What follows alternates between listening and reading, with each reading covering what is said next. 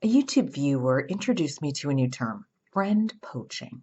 It's a great description for what happens when you're hanging out with a bunch of people and you bring someone new into the mix, and all of a sudden they get closer and they start excluding you.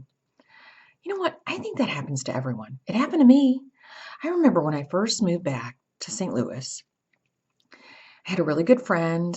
I met her at the gym. Then I met another friend in my apartment complex. We all were hanging out, and then all of a sudden the two of them got closer and started leaving me out.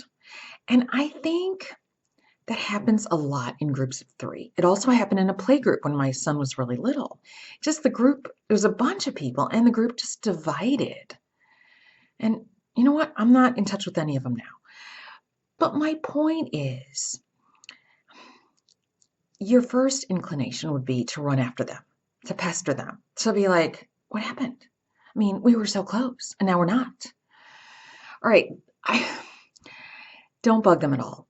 In fact, do the opposite. I would distance yourself, because if you try to include yourself in everything you do, and they do, you somehow find out that they're getting together and you want to tag along, you know what? They're going to start talking even more behind your back, because they're going to be like, oh, gosh, she won't leave us alone. And why does she always want to come along? Do we always have to be doing stuff with her?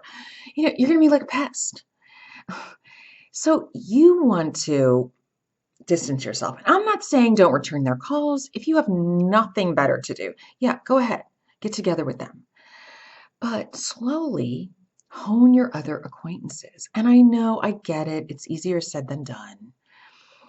But if you just don't have a group for a while, that's okay.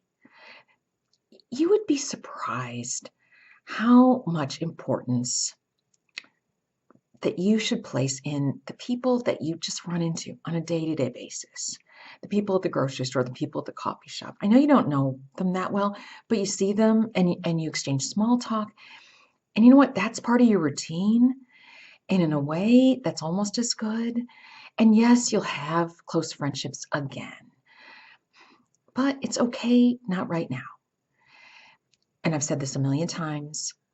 Follow your passion, join a group, a team, a league, and meet people sharing your same interests. Oh, okay, I won't say it anymore.